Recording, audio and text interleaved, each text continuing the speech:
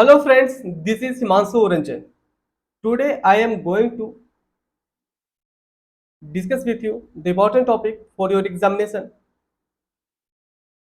जो कि सेबी ग्रेड ए और PFRDA ग्रेड ए का जो आपका एग्जामिनेशन होने वाला है। तो आपका एग्जामिनेशन में जो बोर्ड मीटिंग है इसका आप ये आपका सिलेबस में है, ठीक है। तो पहले बोर्ड मीटिंग मैं बताता हूँ। ये जो चैप्टर 12 है कंपनी एक्ट का, ठीक है, तो चैप्टर 12 का ही नाम है बोर्ड मीटिंग में आता है, ठीक है। बोर्ड मीटिंग चैप्टर 12 में आता है। ओके, तो आपका सिलेबस में चैप्टर 12 है। ओके, तो इसको चैप्टर 12 के अंदर रखा गया है, ठीक है। चैप्टर 12 के अंदर chapter 12 of company act 2013। Okay, board meeting आता है chapter 12 of company act 2013। Chapter 12 आपका सिलेबस में है। एक क्लासेस सेबी ग्रेड ए और PFRDA ग्रेड ए का जो भी कैंडिडेट प्रिपरेशन कर रहे हैं तो उनके लिए ये क्लास बहुत ही ज़्यादा इंपॉर्टेंट होने वाला है। आई will discuss everything in this video कि पेपर कैसा आता है, क्या आपको पढ़ना चाहिए। ओके, सो मैं आपको पूरा क्लास दूंगा, ठीक है, पूरा क्लास दूंगा। ये सारा जो है आपका चैप्टर 12 से जो भी रिलेटेड सेक्शंस है, सो विल डिस्कस एवरीथिंग। पढ़ाते पढ़ाते मैं आपको बीच बीच में बताऊंगा कि देखिए यहाँ से MCQ बनता है, यहाँ से क्वेश्चन आपका एग्जाम में आया था। So I will discuss everything in this video. तो आप वीडियो को जरूर देखिएगा। Okay, I have already launch course for your preparation. Okay, आप लोगों का प्रिपरेशन करने के लिए मैं ऑलरेडी कोर्स लॉन्च कर दिया हूँ। If you wanted to purchase that course for your preparation SEBI grade A या फिर PFRDA ग्रेड ए, ओके, तो आप कांटेक्ट कर सकते हो यहाँ पे, ठीक है। यहाँ पे देख लीजिए कॉन्टैक्ट नंबर दिया हुआ है, मेल भी दिया हुआ है, ठीक है। आपको परचेस कैसे करना है, आपको परचेस करना है मेरा वेबसाइट पे जाइएगा। ओके, वेबसाइट का देखिए नाम दिया हुआ himanshuranjanclasses.in। ओके, वेबसाइट का जो लिंक है वो मैं आपको इस वीडियो के डिस्क्रिप्शन में भी दे दिया हूँ, ठीक है। तो इस वीडियो के डिस्क्रिप्शन में जाइए, ठीक है, वेबसाइट का लिंक मिल जाएगा और मेरे वेबसाइट पे जाइए और फुल कोर्स परचेस करिए, ठीक है, आपका प्रिपरेशन करने के लिए, ठीक है। आप अपना प्रिपरेशन करो। Full course are available at only ₹2999। Okay, तो 2999 में अवेलेबल है। ओके, ये बहुत ही मिनिमम कॉस्ट में रखा हूँ 2999। Okay, and if you wanted to purchase only the MCQ that is available only ₹999। Okay, choice of yours कि आपको क्या परचेस करना है। ओके, फुल कोर्स ओबियस सी बात है बेहतर रहेगा क्योंकि पूरा मैं उसमें आपका क्लासेस साथ नोट्स विद MCQ सब कुछ उसमें बताएंगे, ठीक है, डिस्कस करेंगे। चलिए आज क्लास स्टार्ट करते हैं। आज हम डिस्कस करने वाले हैं chapter 12 of company act 2013। Chapter 12 के अंदर ही आता है बोर्ड मीटिंग। ओके,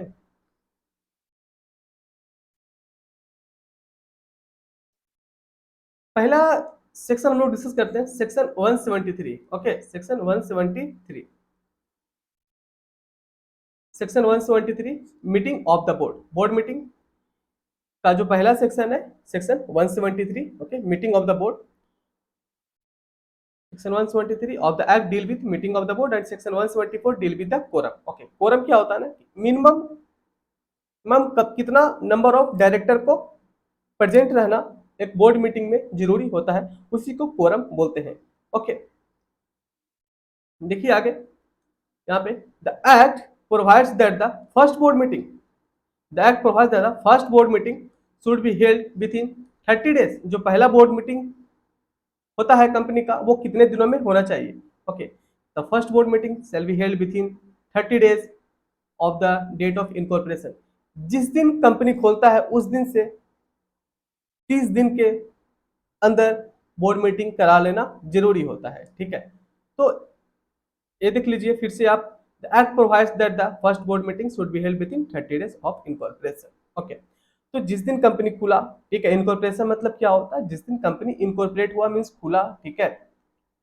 तो जिस दिन कंपनी खुला उस दिन से 30 दिन के अंदर कंपनी को बोर्ड मीटिंग करा लेना जरूरी होता है। ओके, तो मैं बता दूं प्रीवियस ईयर का जो एग्जाम हुआ था सेबी ग्रेड ए का फेज 1, उसमें आपका एग्जामिनेशन इस लाइन से आया था। तो क्या आया था क्वेश्चन, आपको उसमें क्वेश्चन ये देखने को मिला था कि जो फर्स्ट बोर्ड मीटिंग होता है ना, तो फर्स्ट बोर्ड मीटिंग में फर्स्ट बोर्ड मीटिंग कितना दिन के अंदर फर्स्ट बोर्ड मीटिंग कराना चाहिए, ठीक है। जो फर्स्ट बोर्ड मीटिंग होता है वो कितना दिन के अंदर कराना चाहिए, तो कराना चाहिए 30 डेज के अंदर। ओके, तो फर्स्ट बोर्ड मीटिंग कराते हैं 30 डेज के अंदर। 30 डेज कहाँ से? From the date of incorporation of a company. Okay, तो मैं बीच बीच में मैं आपको ये भी बताता चलूंगा कि पेपर कैसा आता है, एमसीक्यू कहाँ से आता है और प्रीवियस ईयर में कैसा क्वेश्चन आया था इस टॉपिक से। ओके, तो आप वीडियो को जरूर पूरा देखिएगा, वीडियो को जरूर लाइक करिए। इसी तरह से आपको मेरा फुल कोर्स में भी मैं हमेशा डिस्कस करूंगा कि पेपर कैसा आता है, कहाँ से क्वेश्चन बन सकता है। ओके, चलिए आगे देखते हैं। In addition to the first meeting to be held within 30 days, जैसे कि हम लोग ऊपर देखें कि फर्स्ट बोर्ड मीटिंग जो होता है वो 30 दिन के अंदर होना चाहिए from the date of incorporation of a company. There shall be minimum 4 board meeting every year. देखिए, पहला बोर्ड मीटिंग तो 30 दिन के अंदर करना चाहिए, ठीक है। इसके बाद क्या बोलता है कि कम से कम 4 बोर्ड मीटिंग तो आपको करना चाहिए, 4 बोर्ड मीटिंग कम से कम करना चाहिए, 4 बोर्ड मीटिंग कम से कम कंपनी को कराना चाहिए एवरी ईयर, ठीक है। 4 बोर्ड मीटिंग कराना चाहिए, आपको ध्यान में रखना पड़ेगा, आपको सभी चीज ध्यान में रखना पड़ेगा कि पहला बोर्ड मीटिंग 30 दिन के अंदर कराना चाहिए। मिनिमम कितना बोर्ड मीटिंग होना चाहिए एक साल में? 4 बोर्ड मीटिंग होना चाहिए। यहां से भी एमसीक्यू बन सकता है, ठीक है। And note more than 120 days, and note more than 120 days, and note more than 120 days shall intervene between 2 consecutive board meeting। Okay, क्या बोलता है कि 2 बोर्ड मीटिंग का बीच में जो नंबर ऑफ डेज का जो फासला होता है, okay, note more than 120 days से ज्यादा का नहीं होना चाहिए। नोट मोर देन 120 डेज से ज्यादा का नहीं होना चाहिए, मतलब कि 2 बोर्ड मीटिंग आपको 120 दिन के अंदर करा लेना चाहिए, ठीक है। तो ये बोलता है, तो हम लोग ये देख लिए, आगे हम लोग आगे डिस्कस करते हैं। आपको अगर पूरा अच्छा समझ आ रहा होगा तो वीडियो को जरूर लाइक करिएगा, ओके। और इस वीडियो को ना आप शेयर जरूर करिए, मैं आप लोगों के लिए हमेशा इंपॉर्टेंट वीडियोस लेकर आते रहूंगा, ठीक है। आगे देखिए,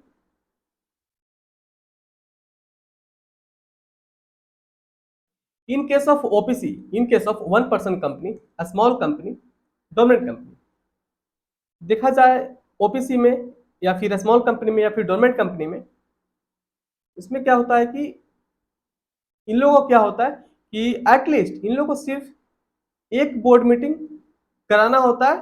कितना दिनों में? 1 board meeting should be conducted in each half, इन लोग को एक बोर्ड मीटिंग कराना होता है each half of the calendar year में, ठीक है, ठीक है। Each half of the calendar year, एक बोर्ड मीटिंग इन लोग को कराना होता है each half of the calendar year, मतलब कि पूरे साल में कितना कराना पड़ेगा? सिर्फ 2 बोर्ड मीटिंग इन लोग को कराना पड़ता है। किनको कराना पड़ता है? ओपीसी को, स्मॉल कंपनी को, गवर्नमेंट कंपनी को। तो आपका एग्जामिनेशन में क्या एमसीक्यू बन सकता है? जो ओपीसी वाले होते हैं ना, स्मॉल कंपनी वाले होते हैं ना, गवर्नमेंट कंपनी वाले होते हैं ना, तो उन लोग को कम से कम कितना बोर्ड मीटिंग कराना होता है एक साल में? तो आपको ऑप्शन रहेगा 2 बोर्ड मीटिंग, 4 बोर्ड मीटिंग, ऐसे ऐसा करके ऐसा ऐसा रहेगा ऑप्शन में। तो आपको अगर आप सही से पढ़ के जाओगे तो भी ऐसी बात आप 2 बोर्ड मीटिंग करके आओगे। ओके, तो यहाँ पे क्या होगा आंसर? 2 बोर्ड मीटिंग कराना चाहिए इन लोग को, ठीक है। पर इसमें क्या है कंडीशन कि कम से कम 1 बोर्ड मीटिंग इन लोग को कराना चाहिए कम से कम each half of the calendar year में, ठीक है। 1 board meeting should be conducted in each half of the calendar year, ठीक है। आगे देखिए, एंड द गैप बिटवीन, उसके बाद बोलता है and the gap between 2 meeting, उसके बाद बोलता है and the gap between 2 meeting should not be less than 90 days. पर जो 2 बोर्ड मीटिंग के बीच में जो गैप रहेगा ना, 2 बोर्ड मीटिंग के बीच में जो गैप रहेगा वो 90 दिनों से कम का नहीं होना चाहिए, ये आपको ध्यान रखना पड़ेगा। जो 2 बोर्ड मीटिंग होगा उसका बीच का जो फासला है should not be less than 90 days. Okay, ये क्यों बोला? समझ में आया आपको क्यों बोला? मैं बताता हूं, देखिए प्रोविजन पर यहाँ पे क्या लिखा था कि इन case of OPC, small company, government company, at least 1 board meeting कराना चाहिए इन लोग को each half of the calendar year में, ठीक है। मतलब कि जनवरी से जून तक एक बोर्ड मीटिंग कराना चाहिए, फिर जुलाई से दिसंबर तक एक बोर्ड मीटिंग कराना चाहिए। टोटल ये लोग को 2 बोर्ड मीटिंग कराना चाहिए पूरे साल में, ठीक है। इन्हें 1 ईयर, ओके, इन्हें 1 ईयर में मान सकते हो कि इन लोग को मतलब इन लोग को 2 बोर्ड मीटिंग कराना होता है, ठीक है, एक साल में। तो जनवरी से जून में एक और जुलाई से दिसंबर में एक बोर्ड मीटिंग इन लोगों को कराना पड़ेगा, ठीक है। टोटल 2 बोर्ड मीटिंग कराना होता है ओपीसी, स्मॉल और डोमेट कंपनी को, ठीक है। पर यहाँ पे लिखा क्या था कि गैप बिटवीन 2 मीटिंग, जो गैप रहेगा 2 मीटिंग में, ठीक है, एक ये मीटिंग हो गया, के मीटिंग है, तो ये तो गैप रहेगा should not be less than 90 days, 90 days से कम का गैप नहीं होना चाहिए, ठीक है। तो क्यों बोला, आपको समझ में आया? जैसे देखिए क्या था कि कोई 30 जून को भी मीटिंग करा लेता और 1 जुलाई को भी करा लेता, एक ही बार आया डायरेक्ट, चलो चलो एक ही बार डायरेक्टर आया, एक ही खर्चा में दोनों मीटिंग करा लो। तो इससे क्या होगा कि कंपनी का जो मैनेजमेंट रहेगा उतना, जो फ्रीक्वेंटली लोग मिलेंगे नहीं तो ओबियस बात है, फ्रीक्वेंटली अगर लोग मिलेंगे नहीं तो जो डिसीजन मेकिंग होगा वो उतना अच्छा नहीं हो पाएगा। तो इसलिए लॉ में ऐसा प्रोविजन बनाया गया कि जो डायरेक्टर का मिलना जरूरी होगा, जरूरी होता है, ठीक है, ओबियस बात है। कंपनी को चलाते कौन है, डिसीजन मेकिंग कौन करते हैं, जो कंपनी के जो ऊपर लेवल का जो भी लोग होते हैं, डेट मीन्स के डायरेक्टर लोग होते हैं, तो उन्हीं लोग तो कंपनी का पूरा मैनेजमेंट को संभालते हैं, ठीक है, देखते हैं। तो उन लोग अगर मिलेंगे नहीं तो फिर कैसे डिसीजन लेंगे कंपनी के बारे में, कंपनी के बारे में कैसे सोचेंगे?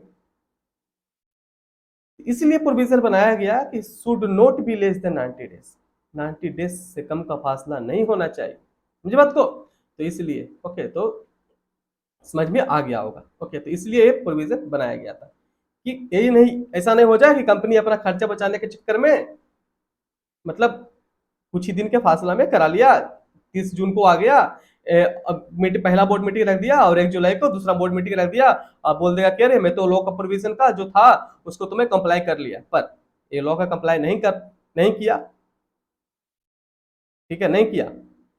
लॉ का कंप्लाई कब करेगा, जबकि कम से कम उसको 2 बोर्ड मीटिंग के बीच में should not be less than 90 days का गैप होना चाहिए।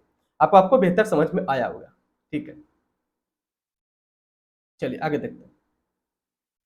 हम लोग डिस्कस कर लिए थे कि फर्स्ट बोर्ड मीटिंग कितने दिन में कराना चाहिए, फर्स्ट बोर्ड मीटिंग कराना चाहिए within 30 days from the date of incorporation of the company, okay. हम लोग डिस्कस किए थे first board meeting shall be conducted within 30 days, okay, first board meeting.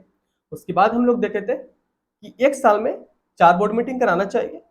ये नॉर्मल कंपनी के, जो normal company है उन लोग के लिए हम लोग बात कर रहे हैं कि साल में 4 बोर्ड मीटिंग कराना चाहिए, और उसमें लिखा था कि नोट मोर देन 120 डेज से ज्यादा का गैप नहीं होना चाहिए, नोट मोर देन था यहाँ पे, ये ध्यान रखना होगा आपको, ठीक है। नोट मोर देन 120 डेज लिखा था नॉर्मली जो कंपनी थे, ठीक है। कुछ कंपनी ऐसे हैं जो कि ओपीसी वाले हैं, स्मॉल कंपनी वाले हैं, गवर्नमेंट कंपनी वाले हैं, इन लोग को बोला था कि आपको कम से कम 2 बोर्ड मीटिंग कराना है एक साल में, each half of the calendar year में एक बोर्ड मीटिंग करा लीजिएगा, ठीक है। पर जो गैप रहेगा ना 2 बोर्ड मीटिंग के बीच में, should not be less than 90 days से कम का गैप नहीं होना चाहिए, ओके। चलिए आगे बढ़ते। Notice of board meeting, board meeting का नोटिस कब भेजते हैं, ठीक है, ऑब्वियस सी बात है ना, मीटिंग होगा तो नोटिस तो भेजेगा, तभी तो जानकारी होगा सबको, ऐसे थोड़ी ना पता चल जाएगा कि हाँ मीटिंग होने वाला, नोटिस भेजा जाएगा तब पता चलेगा कि अच्छा मीटिंग होने वाला है, ओके। चलिए यहाँ पे देखिए क्या लिखता है कि the act requires that not less than 7 days, यहाँ पे आपको याद रखना है 7 डेज, ठीक है। The act requires that not less than 7 days notice in writing shall be given to every director, सभी डायरेक्टर को नोटिस इन राइटिंग मिलेगा, ठीक है, given to every director at the registered address, जो भी एड्रेस जो डायरेक्टर है जो कि कंपनी में अपना रजिस्टर्ड एड्रेस जो लिखे होंगे तो उसी एड्रेस पे उनको नोटिस जाएगा कि हाँ मीटिंग होने वाला है कंपनी का, ठीक है, registered address as available with the company, okay. तो बोर्ड मीटिंग के 7 दिन तक, 7 दिन के पहले आपको मिल जाएगा, ठीक है। The act requires that not less than 7 days notice in writing, आपको 7 दिन के पहले तक आपको नोटिस भेज दिया जाएगा कि हाँ मीटिंग होने वाला है, बोर्ड मीटिंग होने वाला है, ठीक है। तो सभी डायरेक्टर को नोटिस मिल जाएगा।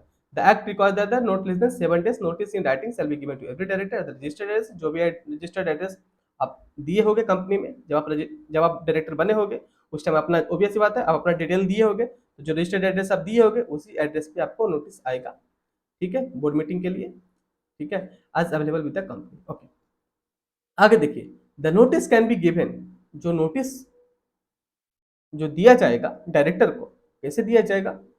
The notice can be given by hand delivery. Okay, ये जो नोटिस है वो हैंड डिलीवरी के थ्रू दिया जा सकता है, ठीक है, हैंड डिलीवरी के थ्रू दिया जा सकता है या फिर बाय पोस्ट भी भेजा जा सकता है, ठीक है। हैंड डिलीवरी, अरे डायरेक्टर कंपनी में आया, ठीक है, कंपनी में डायरेक्टर आया, जब कंपनी में जब डायरेक्टर आया है तो ये भी बता दिया कि अरे आप लोग का मीटिंग होने वाला है ऐसा ऐसा, तो पूरा डिटेल हैंड डिलीवरी दे दिया, ठीक है, वहां पे। और बाय पोस्ट के थ्रू भी भेजा सकता है कि हाँ मीटिंग होने वाला है, बाय इलेक्ट्रॉनिक मीन्स भी बता सकता है, मीन्स की मेल्स के थ्रू इन्फॉर्मेशन दे सकता है कि हाँ बोर्ड मीटिंग होने वाला है। पर बोर्ड मीटिंग का नोटिस कितने दिनों के पहले मिलना चाहिए? At least 7 days. ओके, 7 डेज के पहले मिलना चाहिए, ठीक है। क्या लिखा था? The act record that not less than 7 days notice in writing मिलना चाहिए, ठीक है। जब जिस दिन बोर्ड मीटिंग होगा उससे पहले कम से कम 7 दिन पहले मिल जाना चाहिए नोटिस। तो आपका एग्जामिनेशन में 7 दिन याद रखना बहुत ही इंपॉर्टेंट है, इसलिए मैं बार बार 7 7 डेज बोल रहा हूँ। एग्जामिनेशन में क्वेश्चन बन सकता है कि जो नोटिस ऑफ बोर्ड मीटिंग होता है, जो नोटिस मिलना चाहिए बोर्ड मीटिंग के लिए बोर्ड ऑफ डायरेक्टर को, वो कितना दिन पहले मिलना चाहिए, कम से कम मिनिमम कितना दिन पहले मिलना चाहिए? 7 डेज। ओके, तो ये आपको ध्यान में रखना होगा, इस यहाँ से भी एमसीक्यू आ सकता है। आगे देखिए, in case the board meeting is called in case the board meeting is called eight shorter notice, कभी कभी क्या होता है ना, बहुत ही इंपॉर्टेंट डिसीजन लेना पड़ रहा है कंपनी को, और कंपनी के पास इतना समय नहीं है कि 7 दिन पहले वो नोटिस भेजेगा, फिर डायरेक्टर लोग आएंगे, फिर बोर्ड मीटिंग होगा, फिर डिसीजन लिया जाएगा, इतना टाइम नहीं है। कभी कभी क्या होता है कंपनी में कि डिसीजन बहुत ही फ्रीक्वेंटली लेना पड़ता है, मतलब बोल सकते हो, मतलब इंपॉर्टेंट डिसीजन है, ठीक है, बहुत इंपॉर्टेंट डिसीजन है और जिसको लेना बहुत ही ज्यादा जरूरी है, 1 दिन 2 दिन के अंदर उसको डिसीजन लेना है, ठीक है। तो ऐसा ऐसा सिचुएशन होता है, तो उसके लिए एक प्रोविजन बनाया गया है, in case the board meeting is called at short notice के लिए अगर कोई बोर्ड मीटिंग बनाया गया, in case the board meeting is called at short notice at least, तो उसमें क्या बोलता है कि अगर कोई बोर्ड मीटिंग बुलाया गया शॉर्ट नोटिस पे, ठीक है, तो एटलीस्ट वन इंडिपेंडेंट डायरेक्टर, कम से कम एक independent director shall be present, तो उसमें कम से कम एक इंडिपेंडेंट डायरेक्टर को प्रेजेंट होना जरूरी है बोर्ड मीटिंग में, ठीक है। If he is not present, कम से कम वो इंडिपेंडेंट डायरेक्टर अगर प्रेजेंट नहीं रहता है, then decision of the meeting shall be circulated, अगर जो बोर्ड मीटिंग हुआ जो कि शॉर्टर नोटिस पे बुलाया गया था, उसमें अगर एक इंडिपेंडेंट डायरेक्टर प्रेजेंट नहीं रहा तो फिर क्या होगा situation? Then decision of the meeting shall be circulated, जो डिसीजन लिया गया था वो बोर्ड मीटिंग में वो सर्कुलेट किया जाएगा टू ऑल द डायरेक्टर्स, वो सभी डायरेक्टर को सर्कुलेट किया जाएगा कि हाँ ये डिसीजन लिया गया था, जो बोर्ड मीटिंग किया था हुआ था, तो उसमें बहुत ही जो इंपॉर्टेंट डिसीजन लिया गया था तो सर्कुलेट किया जाएगा सभी डायरेक्टर को, ठीक है। And it shall be final, वो डिसीजन जो लिया गया था, वो शॉर्टर नोटिस पे जो बोर्ड मीटिंग में जो डिसीजन लिया गया था वो फाइनल कब माना जाएगा? It shall be final only after rectification of decision by at least one independent director, वो जो डिसीजन लिया गया बोर्ड मीटिंग में, कौन बोर्ड मीटिंग में? जो शॉर्टर नोटिस पे बुलाया गया था, ठीक है, तो वो डिसीजन लिया गया वो वैलिड का माना जाएगा जब कम से कम एक इंडिपेंडेंट डायरेक्टर उसको रेक्टिफाई कर दे, ठीक है। तो यहां तक आपको समझ आ गया होगा, ठीक है। तो यहाँ पे एक बार फिर से हम आपको रिवाइज करा देते हैं। नोटिस ऑफ बोर्ड मीटिंग, कितना दिन के पहले नोटिस मिल जाना चाहिए? 7 दिन के पहले मिल जाना चाहिए। ओके, नोटिस कैसे कैसे भेज सकते हैं? ठीक है, कंपनी वाले नोटिस कैसे कैसे भेज सकते हैं बोर्ड ऑफ डायरेक्टर को बोर्ड मीटिंग के लिए? भेज सकते हैं हैंड डिलीवरी के थ्रू, बाय पोस्ट या फिर इलेक्ट्रॉनिक मीन्स के थ्रू भेज सकते हैं। ओके, आगे देखिए, और क्या बोला था, एक और प्रोविजन, कभी कभी क्या होता है बहुत इंपॉर्टेंट डिसीजन लेना होता है कंपनी वाले को, कंपनी के पास इतना समय नहीं है कि वो 7 दिन पहले नोटिस भेजेगा, फिर बोर्ड मीटिंग कराएगा, फिर डिसीजन लेगा, मतलब ये एवरीथिंग। तो कंपनी के पास बहुत ही मतलब क्रूशियल टाइम चल रहा है और बहुत इंपॉर्टेंट डिसीजन लेना है, तो शॉर्टर नोटिस पे बोर्ड मीटिंग बुला लिया, और कम से कम अगर एक इंडिपेंडेंट डायरेक्टर अगर मीटिंग में प्रेजेंट है तब तो अच्छी बात है, डिसीजन वहाँ पे हुआ और डिसीजन फाइनल माना जाएगा, ठीक है। पर सिचुएशन ऐसा भी हो सकता है, शॉर्टर नोटिस पे बोर्ड मीटिंग बुलाया गया, ओके, शॉर्टर नोटिस पे बोर्ड मीटिंग बुलाया गया, पर एक भी इंडिपेंडेंट डायरेक्टर प्रेजेंट नहीं रहा, एक भी इंडिपेंडेंट डायरेक्टर प्रेजेंट नहीं हुआ बोर्ड मीटिंग में, एक भी इंडिपेंडेंट डायरेक्टर नहीं आ पाया, तो फिर क्या होगा? जो डिसीजन लिया गया मीटिंग में उसको सर्कुलेट किया जाएगा, सभी डायरेक्टर को बताया जाएगा कि हम लोग ना एक बोर्ड मीटिंग बुलाए थे, शॉर्टर नोटिस पे बोर्ड मीटिंग बुलाए थे, बहुत इंपॉर्टेंट डिसीजन लेना था। तो वो बताया जाएगा, सर्कुलेट किया जाएगा सभी डायरेक्टर लोगों को, ठीक है। जो नहीं आए तो उनको भी बताया जाएगा कि ऐसा डिसीजन लिया गया, ठीक है। तो उसको फाइनल का माना जाएगा, जो डिसीजन लिया गया उसको फाइनल का माना जाएगा। शॉर्ट नोटिस पे जो डिसीजन लिया गया था ना बोर्ड मीटिंग में, उसको फाइनल का माना जाएगा, जबकि कम से कम एक इंडिपेंडेंट डायरेक्टर उसको रेक्टिफाई कर देंगे। ओके, आई होप सो कि आपको समझ आया होगा। ओके, चलिए आगे बढ़ते हैं। इसी तरह से मैं आपको हमेशा इंपॉर्टेंट क्लासेस में लेकर आते रहूँगा, ठीक है। तो आप मेरे से जुड़े रहिए, और बेहतर प्रिपरेशन करने के लिए आप मेरा कोर्स परचेज कर सकते हो, ठीक है। आप मेरा कोर्स परचेज कर सकते हो। ये मेरा वेबसाइट है himanshuranjanclasses.in, ओके, himanshuranjanclasses.in। इस वेबसाइट पे जाइए, आपको फुल कोर्स मिल जाएगा, ठीक है। 2999 है। मैं बहुत ही मिनिमम कॉस्ट में मैं आपको ये एग्ज़ाम का प्रिपरेशन करा रहा हूँ, ठीक है। तो बेहतर प्रिपरेशन करने के लिए कोर्स को आज ही परचेस करिए, और जितना जल्दी हो सकता है प्रिपरेशन करना स्टार्ट करिए।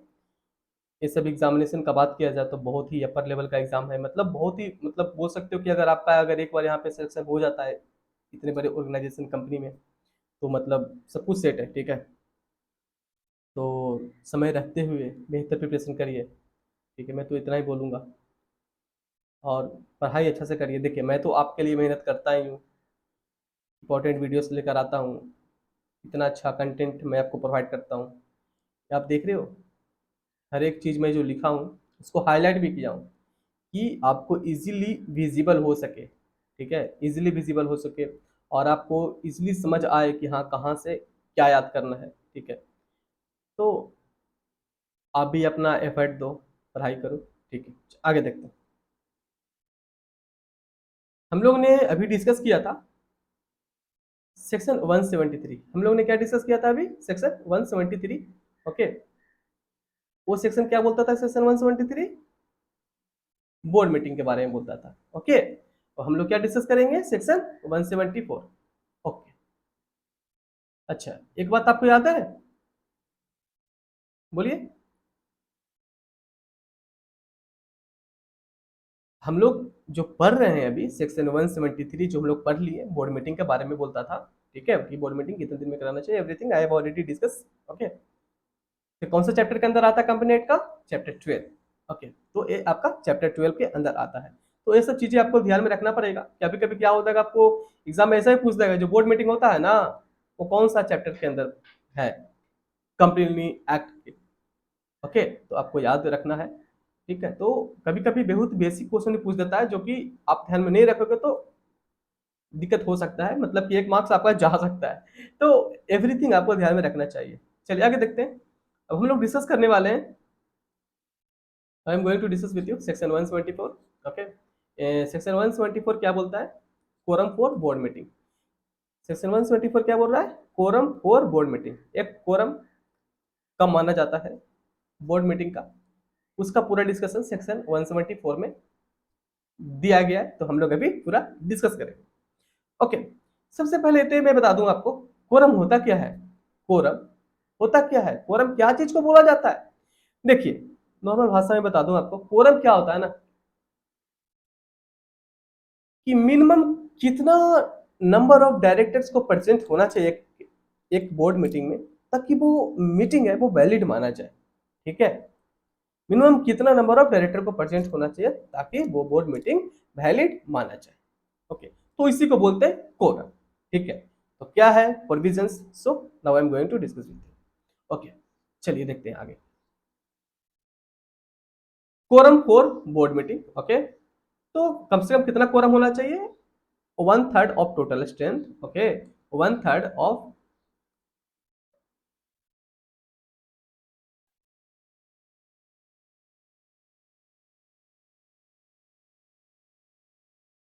1/3 ऑफ टोटल स्ट्रेंथ और 2 डायरेक्टर व्हिचएवर इज हायर। कितना होना चाहिए कम से कम total strength? 1/3 of total strength, 1/3 of total strength और 2 director whichever is higher, okay, shall be the quorum for a meeting. कम से कम 1/3 और 2 डायरेक्टर विचेवर इज हायर होना चाहिए, तब वो कोरम माना जाएगा। ठीक है, तो आपको मैं बेहतर समझाता हूँ। यहाँ पे देखिए 1/3 of total strength. Suppose date रखिए कि एक कंपनी है, उसमें टोटल नंबर ऑफ डायरेक्टर कितना है, 15 रख लीजिए। ठीक है, टोटल नंबर ऑफ डायरेक्टर है कंपनी में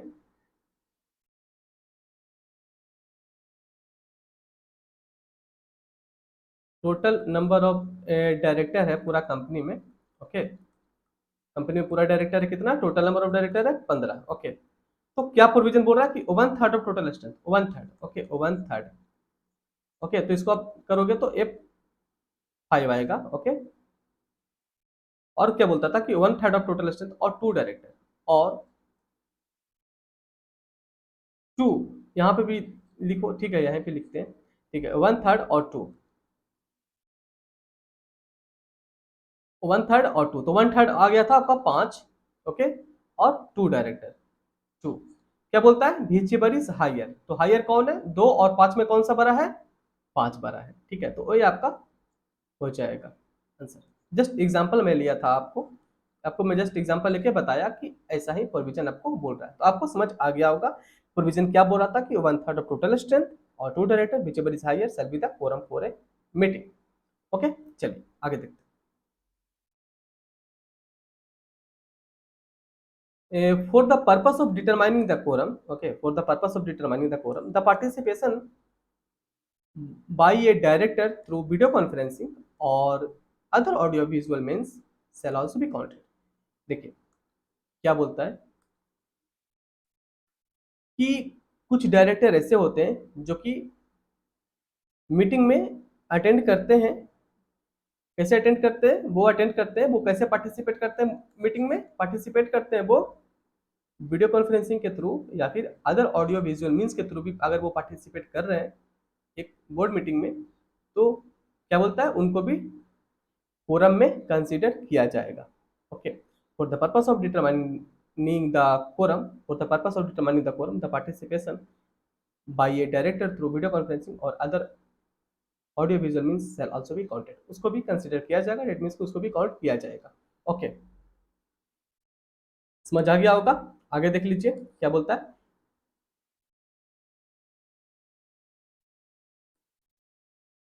इफ एट एनी टाइम, कभी कभी क्या होता है, if at any time the number of interested director exceed or is equal to 2/3 of the total strength of the board of director, the number of director who are not interested, okay, and present at the meeting being not less than 2 shall be the quorum during such time। Okay, देखिए मैं बता दिया। ठीक है, मैं यहाँ पे पूरा इसको पढ़ लिया, इस प्रोविजन को मैं आपको बताता हूँ क्या बोलता है प्रोविजन पूरा। देखिए सबसे पहला बात तो ये है कि जब एक बोर्ड मीटिंग होता है तो उसमें क्या होता है ना, नॉर्मली एक बोर्ड मीटिंग होता है तो जो पब्लिक कंपनी होते हैं तो उसमें जो इंटरेस्टेड डायरेक्टर होता है उसको कंसीडर नहीं किया जाता, उसको काउंट नहीं किया जाता है। नॉर्मली मैं बता रहा हूँ, नॉर्मली एक पब्लिक कंपनी है। ओके, नॉर्मली एक पब्लिक कंपनी है। ठीक है, ध्यान से सुनिएगा, यहाँ पे एक पब्लिक कंपनी है। ठीक है, एक पब्लिक कंपनी है, उसमें जो इंटरेस्टेड डायरेक्टर है, ठीक है, वो भी अगर बोर्ड मीटिंग में आ गया, प्रेजेंट रहा, तो उसको कंसीडर नहीं किया जाता, डेट मीन्स उसको काउंट नहीं किया जाता है कि वो पार्टिसिपेट किया। ओके, तो आप पूछोगे कि बच्चा बताओ ना कि जो इंटरेस्टेड डायरेक्टर आप जो बता रहे हो तो होता क्या है, आप पूछ सकते हो ना हमसे कि इंटरेस्टेड डायरेक्टर होता क्या है। ठीक है, तो चलिए बता देता हूँ आपको। जो इंटरेस्टेड डायरेक्टर जो होता है ना, इंटरेस्टेड डायरेक्टर मीन्स क्या हुआ ना कि जैसे देखिए जिसका कंपनी है, ठीक है, तो उसी का कोई रिलेटिव्स, दैट मीन्स के रिलेटिव मीन्स उसका भाई या फिर उसका बोल सकते हो उसका फिर पिताजी, मतलब कोई भी अगर उससे रिलेटेड है, अगर वही अगर आकर के बोर्ड मीटिंग में आते हैं, और तो भी ऐसी बात है वो लोग आएंगे, तो ऑब्वियस सी बात है जो घर के लोग रहेंगे, जो रिलेटेड पार्टी रहेंगे, जो रिलेटेड रहेंगे, तो वो उनके फेवर में बात करेंगे। तो इसलिए नॉर्मली जो पब्लिक कंपनी होता है उसमें इंटरेस्टेड डायरेक्टर जो होते हैं उनको काउंट नहीं किया जाता है। ओके, ये नॉर्मल प्रोविजन बताता है, नॉर्मल प्रोविजन बोलता है, ठीक है। पर यहाँ पे जो लिखा गया है ना, ये कुछ अलग लिखा गया है, ये आप ध्यान से समझिएगा। अब मैं आपको यहाँ पे बताता हूँ ये यहाँ पे क्या लिखा गया है कि कभी कभी सिचुएशन ना, मतलब कभी कभी अलग सा सिचुएशन क्रिएट हो जाता है, तो वो सब सिचुएशन के बारे में यहाँ पे लिखा है। इफ एट एनी टाइम, हो सकता है ना, सिचुएशन तो कुछ भी बन सकता है ना। ओके, लाइफ है, लाइफ में जब इतना सारा सिचुएशन बनता है तो प्रोविजन में भी कुछ ना कुछ सिचुएशन तो बनता ही है। ओके, कुछ भी सिचुएशन बन सकता है। तो लॉ में सारा कुछ लिख देते हैं ये लोग, लॉ वाले जो लॉ पूरा जो बनाते हैं लिखते हैं, तो इन लोग को जो समझ आता है पूरा लिख देते हैं कि जो भी एप्लीकेबिलिटी आएगा उस टाइम देखा जाएगा किसके ऊपर क्या एप्लीकेबिलिटी है, तो इससे पहले से ही लिखा गया है। ओके, तो क्या बोलता है यहाँ पे, if at any time, okay, if at any time the number of interested director, कभी कभी क्या होता है ना कि जो नंबर ऑफ इंटरेस्टेड डायरेक्टर है वो एक्सीड कर रहे हैं, number of interested director exceeds और equal to number of interested director, number of interested director exceed कर गया और is equal to two third, exceeds और equal to two third of total strength, जो टोटल स्ट्रेंथ है company का जो total strength है। ओके, जैसा कि मैं आपको बताया था कि जस्ट एक एग्जांपल मैं आपको लिया था कि एक कंपनी में 15 डायरेक्टर है, उसको आप टू थर्ड कर लो। ओके, तो 10 डायरेक्टर हुआ, ठीक है, जस्ट एक एग्जांपल में लिया, ठीक है। कंपनी में 15 डायरेक्टर है, ठीक है, कंपनी में 15 डायरेक्टर है, टू थर्ड अगर एक्सीड किया, ठीक है, क्या बोलता है, number of interested director exceeds और equal to two third of total strength था 15, ठीक है, एक्सीड्स और equal to two third, total हो गया आपका 10। ओके, 10 डायरेक्टर हो गया। The number of director who are not interested and present at the meeting, the number of director who are not interested and present at the meeting being not less than 2 shall be the quorum। पर यहाँ पे देखिए interested तो 10 ही रहा ना, total number of director कितना था, total जो यहाँ पे डायरेक्टर था, टोटल कितना डायरेक्टर था, 15 डायरेक्टर था ना। ओके, टोटल कितना था, 15 डायरेक्टर था, ठीक है। पर इंटरेस्टेड कितना हुआ यहाँ पे, जो इंटरेस्टेड डायरेक्टर हुआ वो कितना हुआ, 10 हुआ ना। तो नॉन इंटरेस्टेड कितना बचा, 5 बचा ना। Okay, non interested director,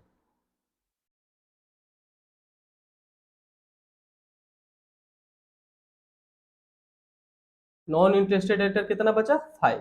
okay, तो यही मैं आपको समझाना चाह रहा हूँ, ठीक है। देखिए ये जो 5 नॉन इंटरेस्टेड डायरेक्टर बचा ना, तो ये आपको जो लॉ के प्रोविजन के हिसाब से देखा जाए तो वैलिड माना जाएगा, ठीक है। क्योंकि लॉ में बोलता है कि कम से कम 2 ही होना चाहिए, पर यहाँ पे तो 5 भी हो रहा है, 5 हो रहा है तो अच्छा बात है ना, ठीक है। क्या बोलता है फिर से देख लीजिए, मैं आपको पूरा एग्जांपल लेके समझाया, आई होप सो कि आपको बेहतर समझ आया होगा, ठीक है। मैं इतना इजी करके मैं समझाने का ट्राई करता हूँ कि अगर कोई भी कैंडिडेट अगर मेरा वीडियो देख रहे होंगे तो उनको पूरा समझ आना चाहिए।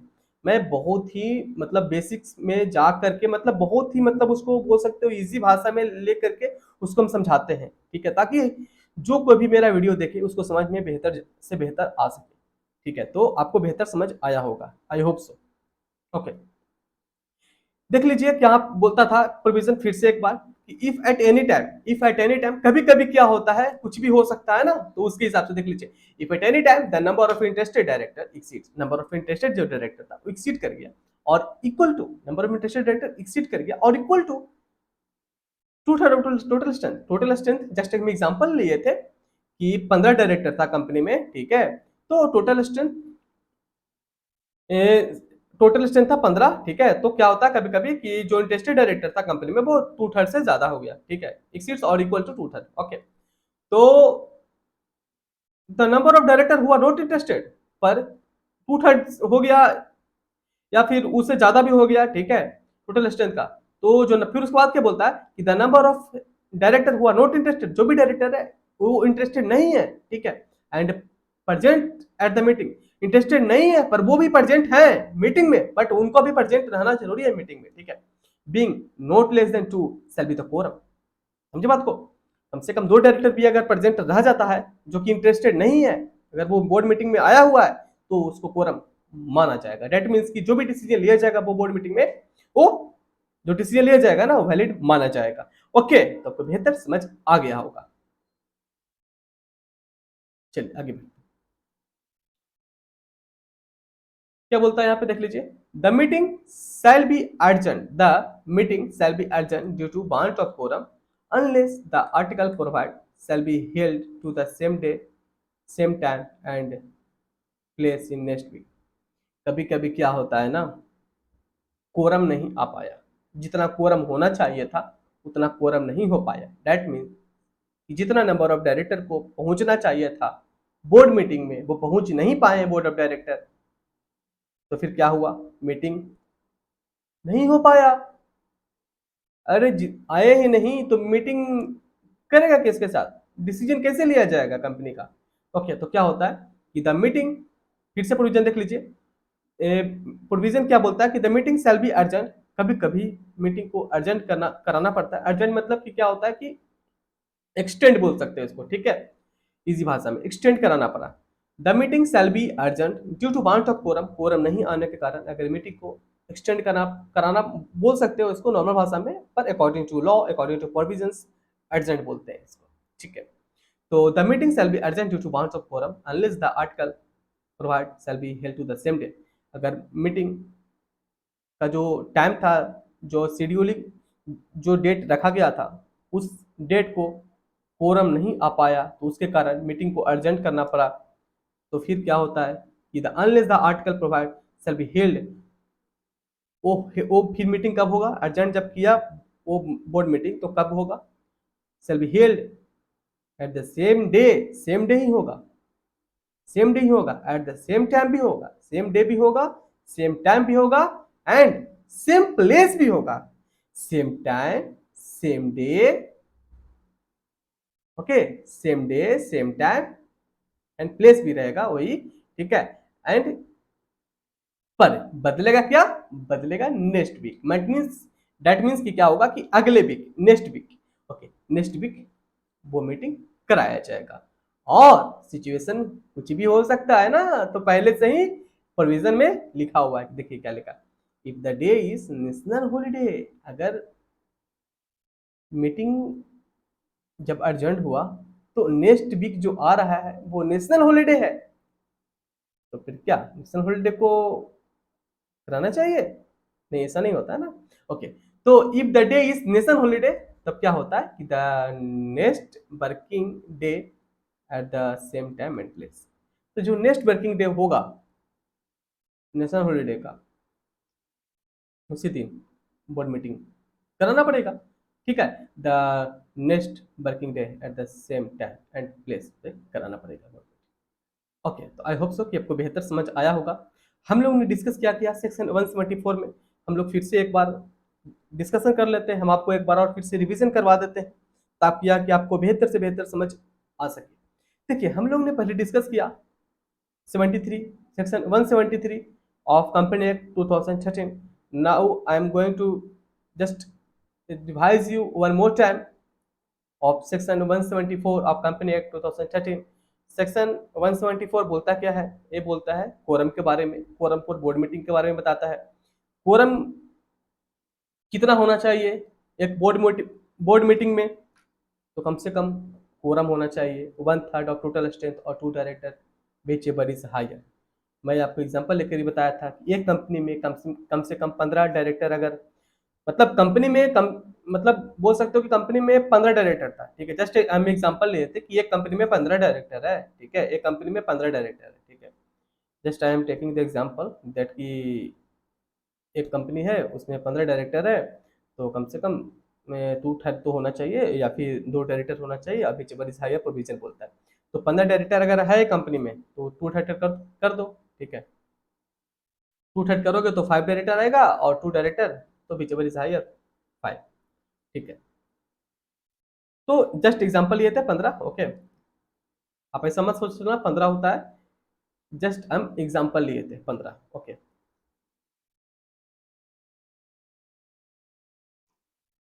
आगे देखिए, फिर हम लोग और प्रोविजन डिस्कस किए थे कि नंबर ऑफ इंटरेस्टेड डायरेक्टर के बारे में।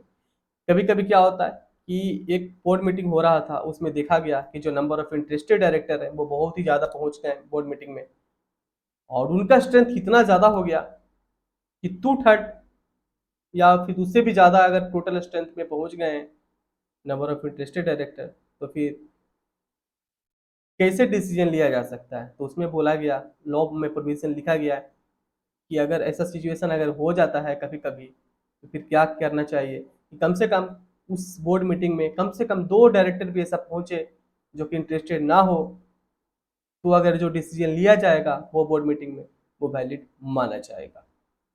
उसके बाद हम लोग एक और देखे थे प्रोविजन, उसमें क्या हम लोग डिस्कस किए थे, बोलता था ये प्रोविजन कि the meeting shall be urgent. कभी कभी क्या होता है कि कुछ कारणवश मीटिंग नहीं हो पाया, जो टाइम पे होना चाहिए था वो टाइम पे मीटिंग नहीं हो पाया, ठीक है, जो भी रीजन रहा हो मीटिंग नहीं हो पाया, the meeting shall be urgent, तो उसके कारण मीटिंग को अर्जेंट करना पड़ा। तो मीटिंग को अर्जेंट करेंगे तो कब होगा बोर्ड मीटिंग? फिर से होगा नेक्स्ट वीक होगा, same day same time same place पे होगा, ठीक है। पर सिचुएशन ऐसा भी हो सकता है, कभी कभी तो कुछ भी हो सकता है। तो कभी कभी क्या हो सकता है, कभी कभी कुछ भी हो सकता है। तो उस दिन अगर नेशनल हॉलीडे हो जाता है तो फिर कब कराना चाहिए? तो फिर उसके बाद अगले दिन, मतलब जो नेशनल हॉलीडे होता है ना उसके अगले दिन आपको बोर्ड मीटिंग कराना पड़ेगा, ठीक है, नेक्स्ट वर्किंग डे कराना पड़ेगा। जो भी नेक्स्ट वर्किंग डे रहेगा ना, next working day at the same day same time, मतलब आप बोल सकते हो same time and place, okay. क्योंकि सेम डे दिन अगर नेशनल हॉलीडे आ गया तो नेक्स्ट वर्किंग डे में कराना पड़ेगा, और नेक्स्ट वर्किंग डे जो कराना पड़ेगा उसमें eight the same time and place होना चाहिए। आगे देख लीजिए, हम लोगों ने डिस्कस कर लिया section 173, section 174 of company act, of company act 2013, ठीक है। अब हम लोग डिस्कस करेंगे सेक्शन 177, बहुत ही इंपॉर्टेंट है, बहुत ही ज़्यादा इंपॉर्टेंट है। हम लोग अभी जो भी डिस्कस कर रहे हैं ना वो काफ़ी ज़्यादा इंपॉर्टेंट रहने वाले हैं आपका एग्जामिनेशन में। चाहे आप सेबी ग्रेड ए का प्रिपरेशन कर रहे हो, चाहे आप PFRDA ग्रेड ए का प्रिपरेशन कर रहे हो, दोनों एग्जामिनेशन में काफ़ी ज़्यादा इंपॉर्टेंट माना जाता है ऐसा टॉपिक को। और बात किया जाए सिलेबस का ना, तो सिलेबस तो लगभग सेम है। तो मैं तो यही बोलता हूँ, मतलब जो भी कैंडिडेट हैं जो मेरा कोर्स परचेस किए हैं, तो उन लोग को मैं बस एक ही एडवाइस देता हूँ कि if you are going for PFRDA, जैसे कि PFRDA का आपको पता है कि रिक्रूटमेंट उसका आ गया है, ठीक है, रिक्रूटमेंट का उसका आ गया है, वैकेंसीज आ गया है। तो if you are going for that exam then आपको सेबी ग्रेड ए के लिए भी जाना चाहिए, क्योंकि most of the syllabus are same for both the examinations. तो अगर आपको एक प्रिपरेशन के, मतलब एक बार मेहनत करो और दो दो जगह काम आ जाए, तो ऐसा बहुत कम ही देखने को मिलता है।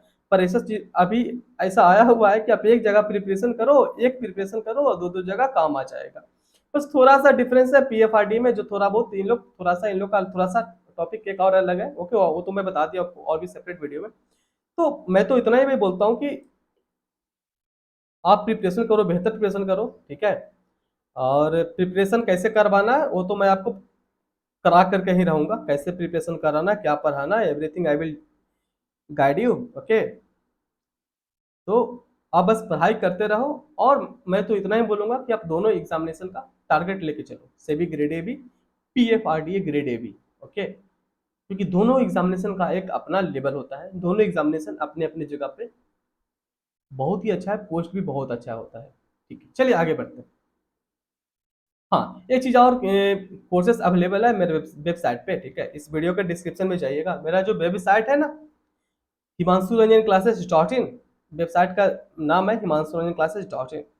इस वीडियो के डिस्क्रिप्शन में उसका लिंक दिया हुआ है, तो वेबसाइट पे विजिट करिए, कोर्स परचेस करिए। मैं बहुत ही नॉमिनल सा चार्जेस में मैं आपको पूरा प्रिपरेशन करवा रहा हूँ, ठीक है, मात्र 2999 में, ओके।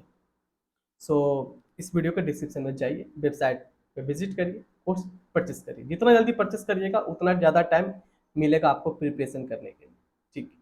चलिए आगे बढ़ते हैं।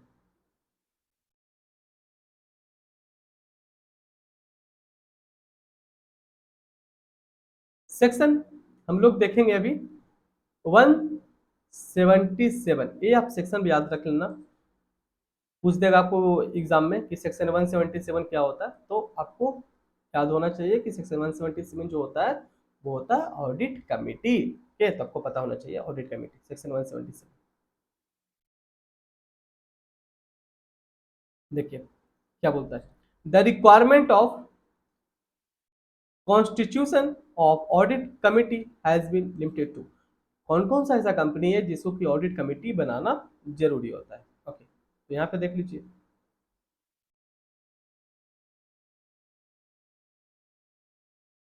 जो भी लिस्टेड कंपनी रहते हैं ना, एवरी लिस्टेड कंपनी, जो भी लिस्टेड कंपनी है उसको तो ऑडिट कमेटी बनाना ही पड़ेगा। ठीक है, लिस्टेड है, कोई कंपनी अगर लिस्टेड है तो उसको ऑडिट कमेटी बनाना पड़ेगा। उसके बाद और किसको बनाना पड़ेगा, और the following class of company, the following class of company, all public company with A paid up capital of 10 crore rupees और मोर। ओके, देखिए लिस्टेड को तो कराना पड़ेगा, और भी जो कंपनी है जो कि लिस्टेड नहीं है पर उनका पेड अप कैपिटल, टर्नओवर और जो भी है ये सब अच्छा खासा है, ज़्यादा है, तो उनको भी ऑडिट कमेटी बनाना पड़ता है कंपनी में। ठीक है, the flowing classes of company, और भी जो कंपनी है जो लिस्टेड नहीं है पर उनको भी ऑडिट कमेटी बनाना पड़ेगा। कौन कौन ऐसा कंपनी है जिसको ऑडिट कमेटी बनाना पड़ेगा कंपनी। ठीक है, all public company with paid capital 10 crore. Okay, all public company का जो टर्नओवर है वो 100 करोड़ होना चाहिए और मोर। और फिर है all public company having aggregate outstanding loan ब्रोइंग debenture deposits exceeding 50 crore rupees और मोर। ओके, तो 10, 50, 100। ओके, 10, 50, 100, तो 10 किसका पेड अप कैपिटल, ओके 10 किसका पेड अप कैपिटल, 100 किसका टर्नओवर, 50 किसका आउटस्टैंडिंग लोन ब्रोइंग डिवेंचर। अगर ये तीनों में से कोई भी एक लिमिट टच कर जाता है किसी भी एक कंपनी का, तो उसको उस कंपनी में ऑडिट कमेटी बनाना पड़ेगा। ओके, चलिए आगे देखते हैं। ये जो हम लोग अभी बताए हैं, हम लोग अभी जो डिस्कस किए, जो मैं आपको बताया है अभी, पेड अप कैपिटल जो कि कम से कम 10 करोड़ होना चाहिए। ठीक है, पेड अप कैपिटल 10 करोड़ होना चाहिए, टर्नओवर 100 करोड़ होना चाहिए, और आउटस्टैंडिंग लोन ब्रोइंग डिवेंचर और डिपॉजिट्स एक्सीडिंग। हाँ, एक चीज आप पे ध्यान रखिएगा, जो ये जो है ना आउटस्टैंडिंग लोन ब्रोइंग डिवेंचर, ये एक्सीडिंग है। ओके, ये आप ध्यान में रखना, एकदम बहुत मैं बता रहा हूँ, एक्सीडिंग एक्सीडिंग है 50 करोड़। ओके, एक्सीडिंग है 50 करोड़, पर ये दोनों प्रोविजन में ध्यान से आप देखो कि यहाँ पे क्या है ना कि वहां पे 50 करोड़ एक्सीडिंग है। ओके, एक्सीडिंग रहेगा तभी प्रोविजन टच माना जाएगा यहाँ पे। ठीक है, पर यहाँ पे क्या है ना, ये दोनों में आप देखो ध्यान से कि all public company with paid up capital, paid up capital है 10 करोड़, अगर 10 करोड़ भी है ना तो भी चलेगा, मतलब चलेगा कि मतलब टच कर गया ऐसा माना जाएगा। ठीक है, मतलब पेड अप कैपिटल 10 करोड़ हो गया ना कंपनी का, तो उसको ऑडिट कमेटी बनाना पड़ जाएगा। ठीक है, ऐसा ही टर्नओवर में है कि अगर किसी एक कंपनी का टर्नओवर अगर 100 करोड़ रुपीज या उससे ज्यादा, ओके इसमें भी ऐसे 10 करोड़ रुपीज या उससे ज्यादा 10 करोड़ रुपीज और मोर। ओके, ऐसे ही तो इसमें क्या है, बस एक टच करना चाहिए, बस एक लिमिट है, एक टच करना चाहिए। ओके, तो कंपनी को ऑडिट कमेटी बनाना पड़ता है। पर यहाँ पे आप देखो कि यहाँ पे क्या बोलता है ना कि आउटस्टैंडिंग लोन डिबेंचर और डिपॉजिट एक्सीडिंग, यहाँ पे एक्सीड करना पड़ेगा, यहाँ पे एक्सीड करना पड़ेगा। ठीक है, तभी जाकर के इसको ऑडिट कमेटी बनाना होता है। ठीक है, चलिए आगे देखते हैं। तो ये जो हम लोग अभी डिस्कशन किए, paid up capital, outstanding loan debentures, deposits, और जो हम लोग और डिस्कस किए थे टर्नओवर, जो हम लोग डिस्कस किए थे वो कब लेंगे, कब का लेंगे, आपका दिमाग में आना चाहिए। ठीक है, तो मैं बताता हूँ आपको। देखिए, the paid up share capital, turnover और आउटस्टैंडिंग लोन बोरोइंग और डिवेंचर और डिपॉजिट्स एज द केस में be existing on the date of last audited, जो लास्ट ऑडिटेड होगा, जो लास्ट ऑडिटेड जो फाइनेंशियल स्टेटमेंट रहेगा उसका लेंगे। किसका लेंगे, जो लास्ट ऑडिटेड फाइनेंशियल स्टेटमेंट जो होता है कंपनी का उसका लिया जाता है। Paid up capital, outstanding loan debentures, turnover. Okay, तो किसका लिया जाता है, last audited financial statement shall be taken into the account for the purpose of this rules. Okay, I hope so कि आपको बेहतर समझ आया होगा। आगे देखते हैं ऑडिट कमेटी के बारे में। ऑडिट कमेटी एग्जाम में ना बहुत ज़्यादा पूछा जाता है, ठीक है, तो आपको ध्यान में रखना पड़ेगा कि क्या क्या क्वेश्चन है, क्या क्या क्वेश्चन बन सकता है और क्या क्या प्रोविजन है। ओके, तो मैं तो आपको गाइड कर रहा हूँ, ठीक है, कि क्या बेहतर हो सकता है। जितना बेहतर हो सकता है मैं आपको बता रहा हूँ, गाइड कर पा रहा हूँ, ठीक है। तो बस एक आपका रिस्पॉन्सिबिलिटी है कि आप जो मैं बता रहा हूँ उसको आप रिटेन करो, उसको याद करके रखो, ठीक है। क्या होता है, कंपनी लॉ है, आप पढ़ोगे आज, कल आपको ध्यान में नहीं रहेगा, तो आपको क्या करना है, इस वीडियो को बार बार देखना है, ठीक है। इस वीडियो को आपको बार बार देखना है, जितना बार आप इस वीडियो को देखोगे ना, आपको उतना ही ज़्यादा ये जो लॉ का प्रोविजंस है वो उतना ही ज़्यादा आपको याद होता जाएगा, ठीक है। लॉ में क्या होता है ना कि लॉ अगर आप सोचोगे कि एक बार पढ़ लिए याद हो गया, ऐसा होता नहीं है। आपको ऐसा लगता है कि अगर आपको याद हो गया एक बार में, तो आप खुद रिटेन करके देखना। ये आज आप पढ़े, एक सप्ताह के बाद देखना पढ़ करके, मतलब एक सप्ताह के बाद आप सोचना एक बार, हाँ सेक्शन 173 में क्या है। आपको याद अगर नहीं आए तो मैं बता रहा हूँ क्या करना, वीडियो को बार बार देखना। कम से कम ऐसा आप शेड्यूल बना लो कि जो भी थ्योरेटिकल पेपर है उसको आप, एक टॉपिक जो आप आज पढ़े उसको कम से कम विथ इन 1 वीक उसको रिपीट किया करो, ठीक है। विथ इन 1 वीक उसको रिपीट करते रहो, ताकि क्या रहेगा कि जो आप पढ़े हो वो आपको हमेशा रिटेंशन में रहेगा, हमेशा याद रहेगा। क्या होता है थ्योरेटिकल पेपर में कि आप उसको आज पढ़े, फिर उसको 1 महीने के बाद आपको उसको फिर देखोगे, आपको पूरा नया नया लगेगा, अरे क्या है, क्या पढ़े थे। तो इसके लिए मैं बता रहा हूँ, कम मेहनत में बेहतर प्रिपरेशन कैसे किया जा सकता है, कम मेहनत में। इसको कम मेहनत ही बोल सकते हो, समझे बात को। इसको बोल सकते हो स्मार्ट स्टडी। आज पढ़े उसको एक बार और सुन लो, अभी नॉर्मल स्पीड में देखो, एक बार जब फिर से देख रहे हो क्लास को, थोड़ा सा स्पीड बढ़ा दो ना, जल्दी जल्दी फास्ट में देख लो, बेहतर होगा। ओके, चलिए आगे देखते हैं। और फुल कोर्स तो परचेस करना है तो वीडियो के डिस्क्रिप्शन में जाइए, मेरे वेबसाइट पे जाइए himanshu-classes.in। वहाँ पे आपको फुल लेक्चर मिलेगा, फुल सिलेबस कवरेज है, विथ नोट्स विथ एमसीक्यूज। हम आपको उसमें 6000 प्लस एमसीक्यूज दे रहे हैं, समझ रहे हो। मतलब इतना सारा चीज मैं जो प्रोवाइड कर रहा हूँ ना, शायद ही कोई प्रोवाइड करता होगा, समझे बात को। तो बस मैं बस इतना ही चाहता हूँ कि जो भी लोग मेरे से जुड़े हैं वो बेहतर प्रिपरेशन कर पाएँ और सक्सेस कर पाएँ, ठीक है। तो मेरा मोटिव बहुत मतलब अच्छा है कि मैं हर किसी के बारे में सोचता हूँ कि सब लोग का बेहतर प्रिपरेशन हो पाए, और एक नॉमिनल सा फीस मैं रखा हूँ ताकि हर कोई अफोर्ड कर सके और बेहतर प्रिपरेशन कर सके, ठीक है। तो मैं प्राइस भी एक वैसा ही रखा हूँ, ठीक है। तो आपको अगर बेहतर प्रिपरेशन करना है तो मेरे वेबसाइट पे विजिट करिए himanshu-classes.in। Okay, link is given in description box of this video. चलिए आगे देखते हैं क्या बोलता है। द कमिटी सेल कंप्राइज, कौन सा कमेटी के बारे में बोल रहे थे हम लोग, ऑडिट कमेटी के बारे में, जो हम लोग ऊपर डिस्कस किए थे ना। ऑडिट कमेटी किसको बनाना पड़ता है, जो भी लिस्टेड कंपनी होता है उसको तो बनाना ही पड़ेगा ऑडिट कमेटी। और कौन कौन सा कंपनी को बनाना पड़ता है, मतलब बनाना पड़ता है ऑडिट कमेटी, और कौन सा कंपनी को बनाना पड़ता है, जो भी कंपनी लिस्टेड नहीं है पर उसका जो पेड अप कैपिटल है 10 करोड़ या उससे ज्यादा, अगर है paid up capital, turnover 100 crore या फिर उससे ज्यादा है वो उसका टर्नओवर, या फिर आउटस्टैंडिंग लोन फॉर डिवेंचर और डिपॉजिट्स, अगर वो एक्सीडिंग है, वो है जो प्रोविजन है वो एक्सीडिंग है 50 करोड़, तो उसको ऑडिट कमेटी कंपनी में बनाना पड़ता है, ठीक है। तो हम लोग इतने डिस्कस कर लिए थे। हाँ, एक चीज हम लोग और डिस्कस किए थे, क्या डिस्कस किए थे, जो हम लोग जो प्रोविजंस वहां पे देखे थे, पेड अप कैपिटल, टर्नओवर और outstanding loan loan for debentures और डिपॉजिट्स, जो हम लोग देखते हैं, जो लिमिट हम लोग जो देखते हैं वो कब का देखते हैं, last audited financial statement.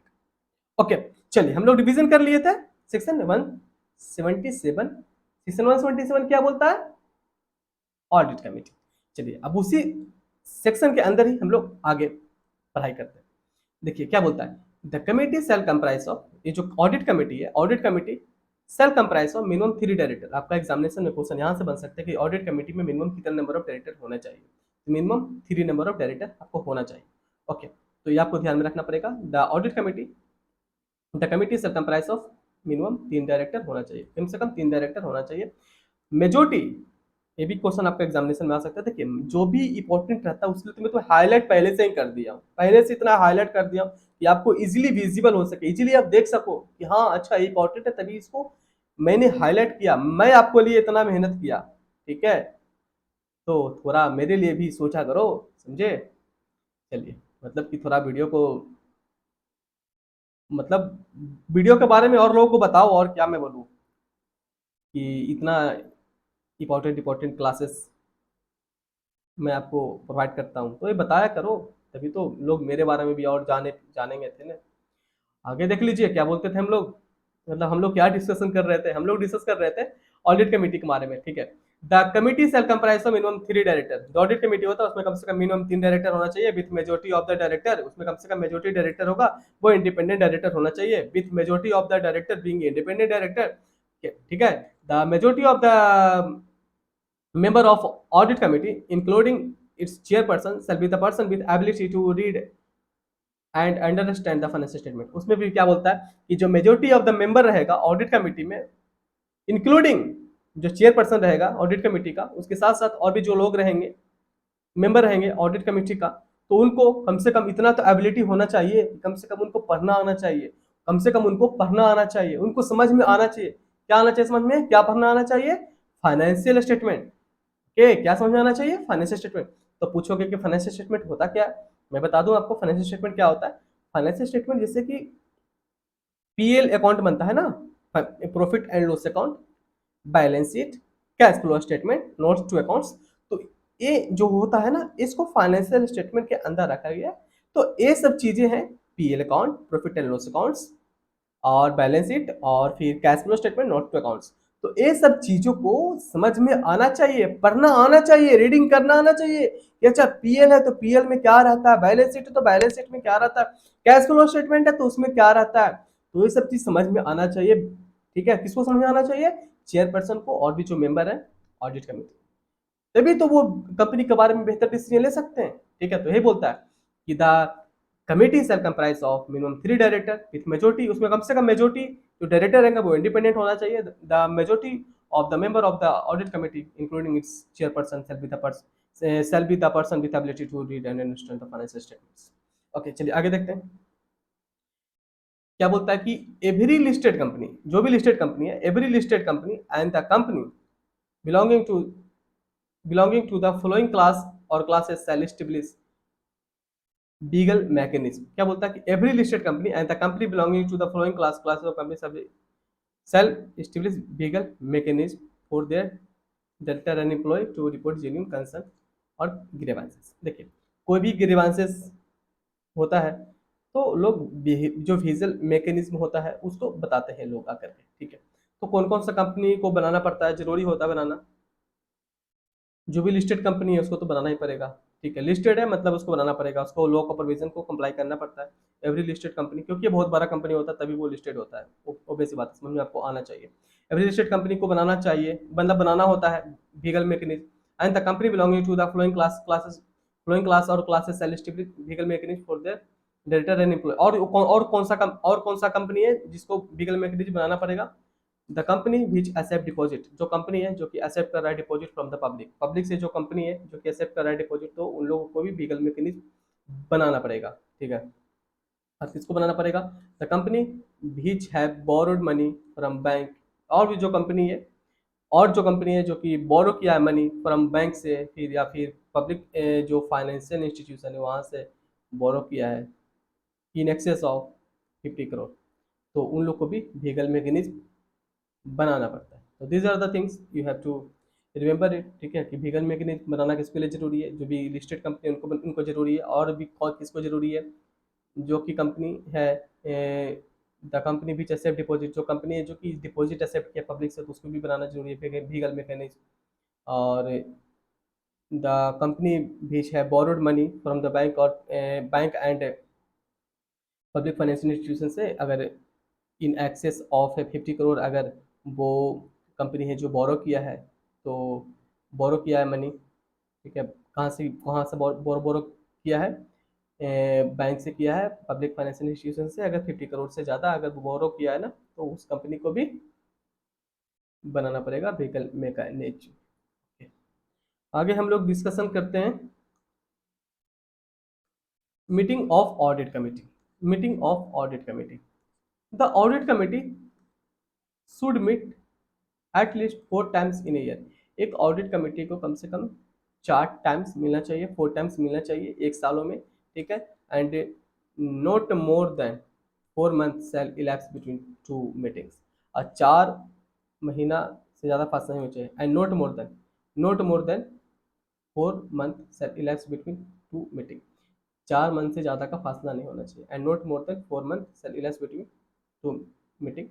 The quorum shall be either 2 member or 1/3 of the member of the audit committee whichever is higher, 1/3 और 2 member whichever is higher को यहाँ पे quorum माना जाएगा। but there should be a of 2 independent minimum of 2 independent member present, minimum 2 independent director को present होना जरूरी है। ओके, आई होप सो कि ये क्लासेस आपको काफ़ी ज़्यादा यूजफुल लगा होगा। ओके, तो यूजफुल लगा होगा तो इसी तरह का क्लासेस आपको फुल लेक्चर, फुल सिलेबस हम आपको कवरेज करवा रहे हैं। तो आपको क्या करना है, मेरा वेबसाइट पे विजिट करना है, ठीक है। वेबसाइट का नाम है Himanshu Ranjan classes.in। link is given in description box of this video, so go and check the description box of this video, वहाँ से लिंक मिल जाएगा, वहाँ से आप वेबसाइट पे विजिट करिए, कोर्स परचेस करिए, बेहतर प्रिपरेशन करिए। PFRDA का बात किया जाए, सेबी ग्रेडे का बात किया जाए, तो सिलेबस लगभग सेम है। प्रिपरेशन करो, जितना जल्दी हो सकता है प्रिपरेशन करो, मैं तो इतना ही बोलता हूँ। बाकी गाइड करने के लिए, प्रिपरेशन करवाने के लिए हम लोग तो हैं, हम आपको हमेशा प्रोवाइड करता रहूँगा, बेहतर एजुकेशन हम आपको हमेशा गाइड करते रहेंगे, ठीक है। हमेशा मैं आप लोगों के लिए हमेशा इंपॉर्टेंट वीडियोस भी लेकर के आते रहूँगा, ठीक है। तो वीडियो अगर अच्छा लगा तो वीडियो को लाइक कर दीजिएगा, ओके। और अगर आपको कुछ भी या पूछना भी है तो आप यहाँ से कांटेक्ट करके पूछ सकते हो, ठीक है। चलिए आज वीडियो यहाँ तक रखते हैं, थैंक यू।